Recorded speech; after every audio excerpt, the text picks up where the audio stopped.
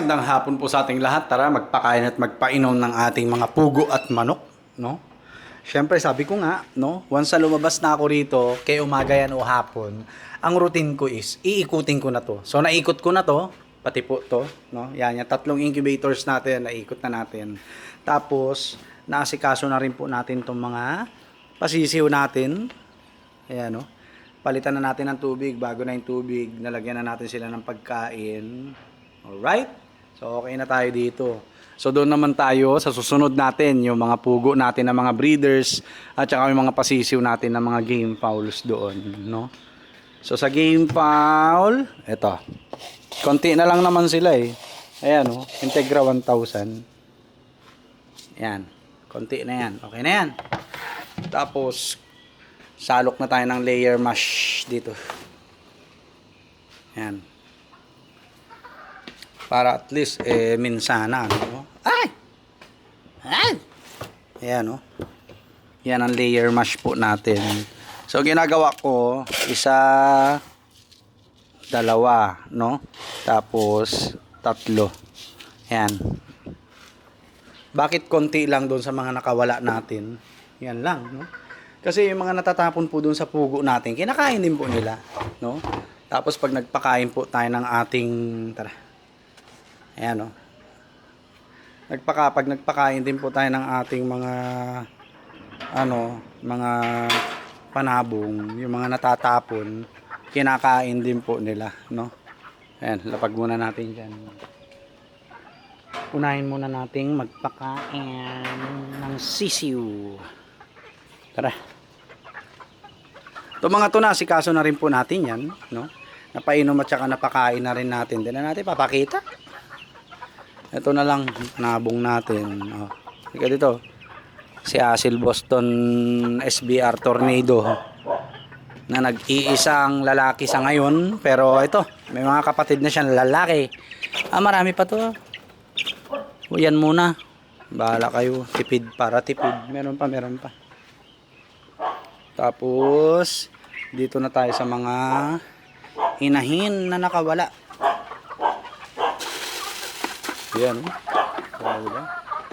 Pag ito nagsiitlog lahat, dami naming itlog ni mama, may pambenta pa. Syempre magbebenta rin po tayo, no, ng dito, ayan, oh. Ayan, oh. May mga lahing asil po to, 25%. Kaya sigurado yung karne rin po niya mga yan, pag nanganak, sigurado paldo. Okay, so kuha na tayo ng pagkain ng ating mga panabong. Tapos tsaka na lang tayo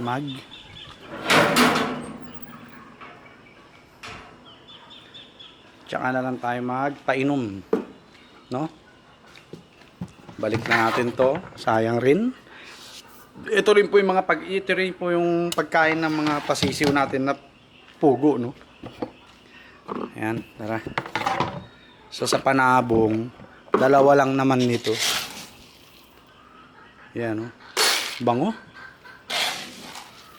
Kaya babawasan pa po natin yung mga yan, yung mga panabong natin. Yan, okay na yan. Simulan na natin. Ayan, oh. Simulan na natin sa doon kay sweater. Kawawa naman yun, no? Tara, i-set up ko yung dito. Camera natin. Dito. Doon tayo mag-start. Papunta rito, no? Ayan, no? Nakahubad po ako. Pasensya na po kayo, ha? Tama ba?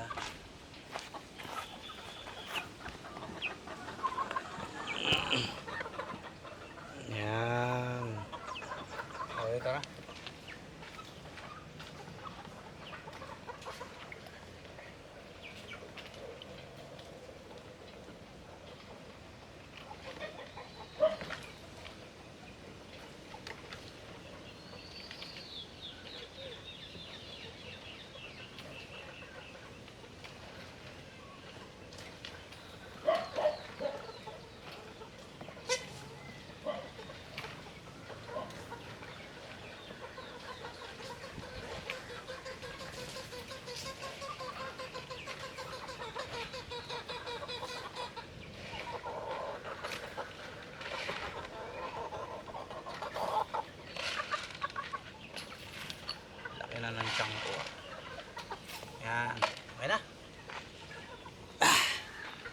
Tapos paiinumin natin sila. Tara. Ayan, oh. Paiinumin natin 'tong mga alaga natin. So marami pa pong maikakal dyan, no? Sa mga lalaking yan, yung kinatay namin ni mama kanina, oriental hat. Grabe, laman, boy. Libre na yung pagkain, eh. Yan lang naman kinaganda niyan, no? Hindi naman masasayang. Okay? So, hindi naman masasayang yung manok. Kung ma-reject man natin, karne siya. May pambaon na ako sa pasukan, no? At yun, tara magpainom tayo. Siyempre, uunahin natin kung sino yung pinainuna natin. Ano? Yan, okay. Pasensya na po kayo, ano,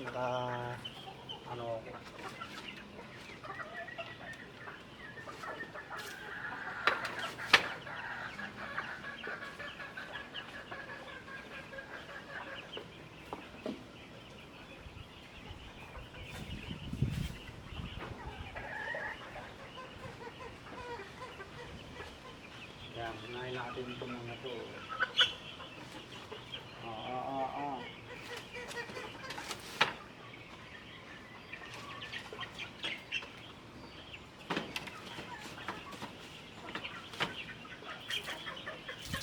Plain water lang.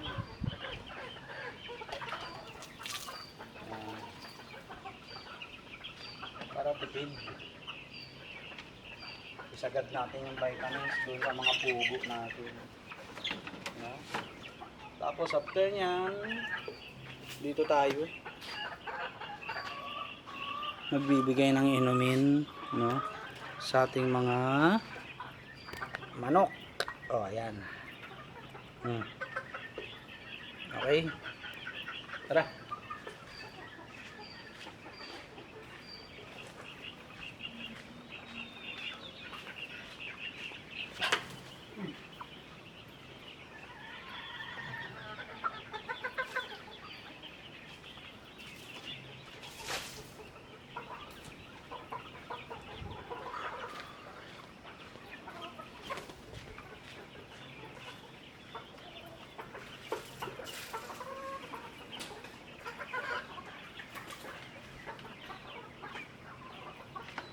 Malalaki rin ito itlog nito mga to, no? Kasi may lahing asin ito mga to.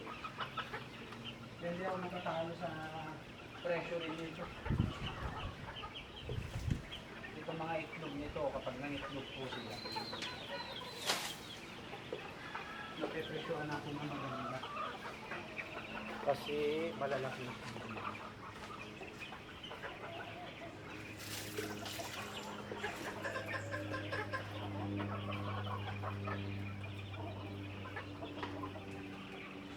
Bibilisan ko na lang din ito.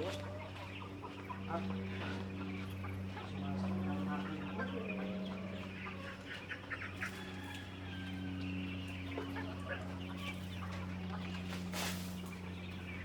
Kailangan mapalitan natin sila ng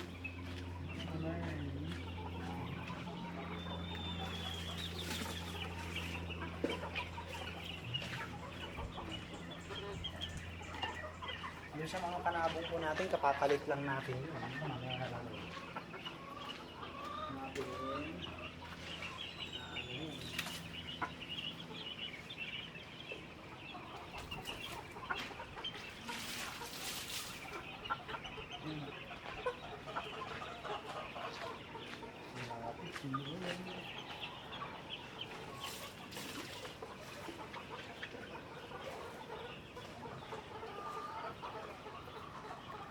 sa pasukan to, yari tayo. Umuulan, tapos hapon na tayo nakakauwi. No? As in, yari talaga. Dito naman tayo sa ating pugo. Ito pa pala napalitan dito.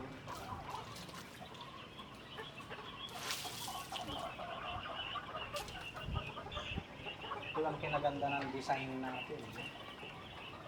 Madali lang. Ganun lang naman yan.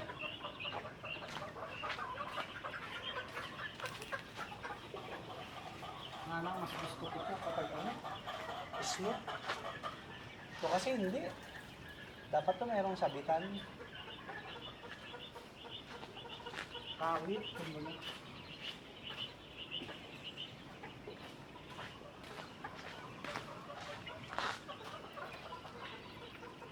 Ito, pag tayo nag-resign na po, madali na lang sa akin trabaho na ito kasi hindi na ako yung mapipersa ba? Pag naiinitan ako, pwede akong pumasok sa bahay. Diba? Yan, dito naman tayo sa side dito. Diba? Pag naiinitan po ako, hindi na ako mapipersa. Wala tayong boss. Wala tayong binibit na oras. No? Tapos, anytime, pwede tayo mag-aircon. Yun po yun eh. Eh pag employed tayo, hindi naman po pwede. Tapos may masasabi ka sa'yo eh. Kaya sana po pala rin tayo eh. Sa pinipilit natin.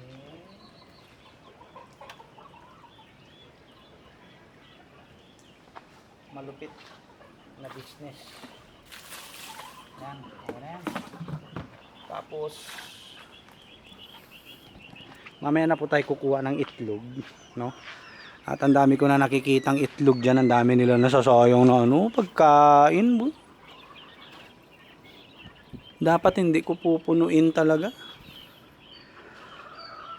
Ayan po ang highlights ng natin. Ang dami nasasayang na pagkain, no? Hindi kasi Yan, ito lalagyan na rin natin to sa pasukan. Pero ako po iniisip ko po kasi na ilipat na sila doon. Dami itlog doon sa loob. Yan. Okay.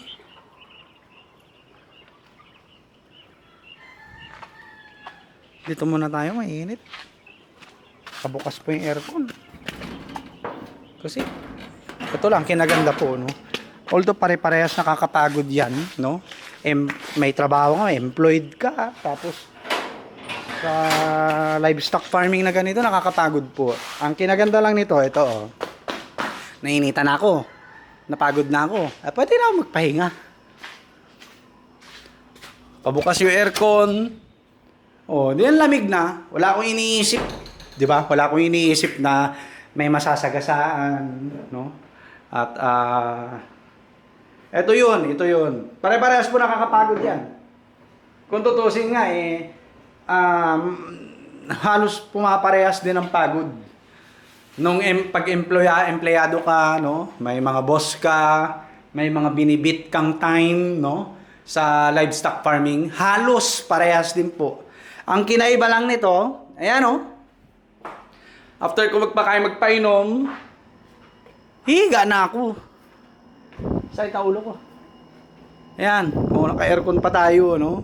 Tapos lalabas tayo kung kailan natin gusto. Diba? Yan po yun, no?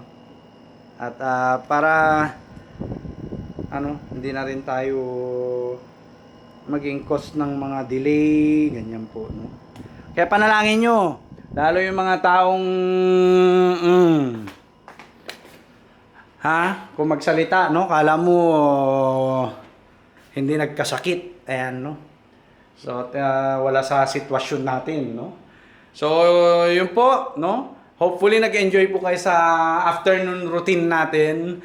Dito muna ako sa loob, magpapalamig. Mamaya alas 5, mangunguha na po tayo ng mga quail eggs at ilalagay na po natin sa mga tub, no? At may mga pa-orders po tayo, no? Alright? So yun lang po. God bless po sa ating lahat. Peace!